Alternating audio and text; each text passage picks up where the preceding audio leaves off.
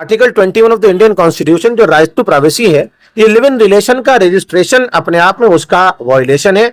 और कैसे लोगों की प्राइवेसी को उनकी जाती जिंदगी में दखल देने की योजना सरकार बना के लाई है। और मैं आपको ये भी बता दूं, अगर कोई शादी करेगा लिव इन के बाद, लिव इन रजिस्ट्रेशन में भी क्लॉजेस है, वो पिछली कितनी लिव इन रिलेशन उसने रजिस्टर कराई है। असल में हिंदुत्व एजेंडे की प्रयोगशाला उत्तराखंड को बनाया जा रहा है और उसी के लिए यह कानून यहां पर लाया गया है कि ताकि इसको टेस्ट करा जा सके यहां लाकर कि लोगों की क्या प्रतिक्रिया होती है। लेकिन मैं सर्व समाज का धन्यवाद देता हूं कि हिंदुस्तान किसी धर्म से नहीं चलता, हिंदुस्तान संविधान से चलता है। सर्व समाज के लोगों ने इसे नकार दिया। मुसलमान किसी से भय नहीं करता, मुसलमान सिर्फ अल्लाह ताला से डरता है। और रही बात इसकी, मुसलमान को इस मुल्क के कानून और दस्तूर पे पूरा यकीन है, पूरा भरोसा है। इद्दत एक साइंटिफिक प्रोसेस है जिसको समझाया नहीं गया है। इद्दत इस वजह से की जाती है ताकि लेडी की प्रेगनेंसी के बारे में पता चले। अगर किसी लेडी को डिवोर्स हो गया तो इद्दत उसको 3 मेंस्ट्रुएशन इस वजह से है कि ताकि पता चल जाए कि वो प्रेग्नेंट तो नहीं है। हम लोग एक जन आक्रोश के जरिए उत्तराखंड सरकार को मजबूर करेंगे कि उस काले कानून को वापस दें। क्या बताओ, यूनिफॉर्म सिविल कोड पर लगातार विरोध किया जा रहा है, आप कोर्ट भी पहुंचे, अभी तक का क्या प्रतिक्रिया है? देखिए, पहले तो मैं आपको ये बताते चलूं, मैं बार बार इस बात को मीडिया में बात कह रहा हूं कि आप लोग और सब जितने मीडिया के लोग हैं गवर्नमेंट के भी इसको यूनिफॉर्म सिविल कोड ना कहें।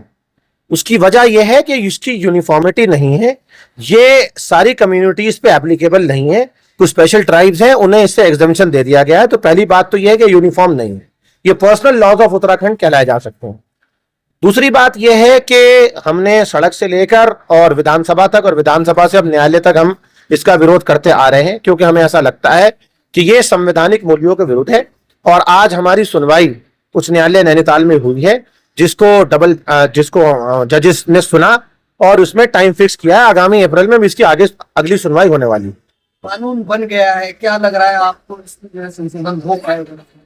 देखिए, कानून बनते हैं और कानून जो है वो रिपील होते हैं, अनकॉन्स्टिट्यूशनल होते हैं। पहली बार ऐसा नहीं है।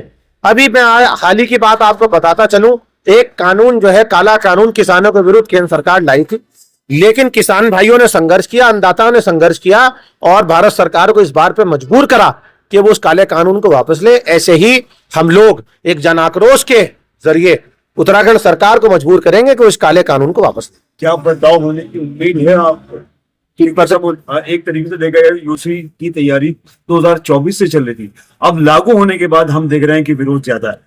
देखिए, मैं आपको बता दूं, 24 से नहीं चल रही थी। संघ का बहुत पुराना एजेंडा है। संघ बहुत पहले से कहता रहता है कि क्या कहते हैं कि एक कानून होना चाहिए पूरे देश में, लेकिन यहां उनकी कथनी और करनी में फर्क आ गया है।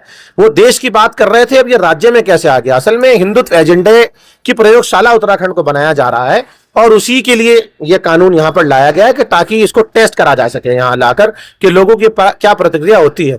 लेकिन मैं सर्व समाज का धन्यवाद देता हूं कि हिंदुस्तान किसी धर्म से नहीं चलता, हिंदुस्तान संविधान से चलता है। सर्व समाज के लोगों ने इसे नकार दिया। क्या लगता है जो लिविंग रिलेशन का एक कानून इसमें आया है, ये भी एक बिंदु है, उसको लेके बड़ी गंभीरता से लोग सोच रहे हैं और जानना चाहते हैं आखिर इसके परिणाम आगे क्या होंगे। देखिए, लिव इन रिलेशन, दो वयस्क लोगों को आपस में रहने को लिव इन कहा जाता है, जिसको सुप्रीम कोर्ट बार बार लीगलाइज करके कर चुका है। लेकिन article 21 of the Indian constitution जो राइट टू प्राइवेसी है, ये लिव इन रिलेशन का रजिस्ट्रेशन अपने आप में उसका वायलेशन है। और कैसे लोगों की प्राइवेसी को उनकी जाती जिंदगी में दखल देने की योजना सरकार बना के लाई है। और मैं आपको ये भी बता दूं, अगर कोई शादी करेगा लिव इन के बाद, लिव इन रजिस्ट्रेशन में भी क्लॉजेस है, वो पिछली कितनी लिव इन रिलेशन उसने रजिस्टर कराई है। तो इसका मतलब तो ये हुआ कि आप किसी को निजता से रहने नहीं देना चाह रहे हैं, आप उनके घर में घुसना चाहते हैं, देखना चाहते हैं कि वो किस तरह रह रहे हैं, क्या खा रहे हैं, क्या पहन रहे हैं, क्या जबान बोल रहे हैं। ऐसे तो इंडिया का पूरी डेमोक्रेटिक वैल्यू जो है धाराशायी हो जाएंगी। मुसलमानों में एक भय है इद्दत को लेकर, वो एक बड़ा मसला है, उस पर क्या कहें? देखिए, मैं आपको एक बात बताऊं, मुसलमान किसी से भय नहीं करता, मुसलमान सिर्फ अल्लाह ताला से डरता है।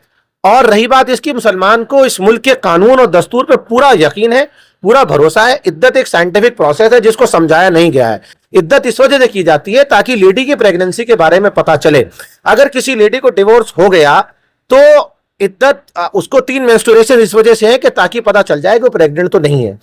और अगर वो प्रेगनेंसी है तो वो जो बच्चा उस प्रेगनेंसी का से आएगा, उस बच्चे के की संपूर्ण जिम्मेदारी उस व्यक्ति के पे होगी जिसने डिवोर्स दिया है। या फिर इद्दत मरने के बाद होती है, अगर किसी हस्बैंड की डेथ हो जाए, डिसीज हो जाए कोई हस्बैंड, तब होती है। अब यहां पर जो इद्दत है उससे ये पता चलेगा कि ये उस खानदान का वारिस है कि नहीं है। देखिए जिस तरह के लोग हैं, क्या पता औरत को, तो हमने ये देखा है हिस्ट्री में भी जो है उस पर आरोप लगाए गए, अग्नि परीक्षाओं से गुजरना पड़ा। आज के इस युग में, कलयुग में किसी को अग्नि परीक्षा से ना गुजरना पड़े, तो एक प्रेगनेंसी के लिए ये एक टाइम लिमिट स्टेपुलेट करी गई है ताकि प्रेगनेंसी पता चल जाए और इसके बारे में ये पता चले कि वो प्रेगनेंसी से जो औलाद होने वाली है वो बेसिकली उसके पिता कौन है, ताकि उसको सारे हक हुकूक उसके मिल सके। चुनौतियां बहुत है अभी सामने। मुस्लिम सेवा संगठन कितना मजबूत अपना आप को पेश करने के मूड में है, क्योंकि ये बिल एक्ट लागू हो चुका है। देखिए चुनौतियों से ही किरदार का पता चलता है। जिनका किरदार मजबूत होता है उन्हें चुनौतियां कभी भी पीछे नहीं हटाती। हम तो गांधी को मानने वाले लोग हैं, अबुल कलाम को मानने वाले लोग हैं।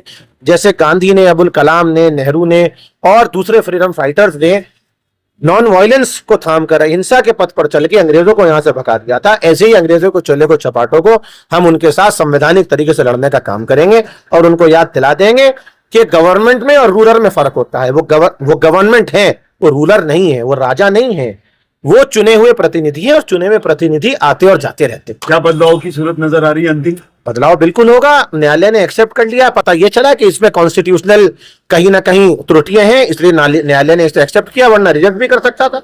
और बदलाव बिल्कुल होगा और बदलाव वक्त की डिमांड है।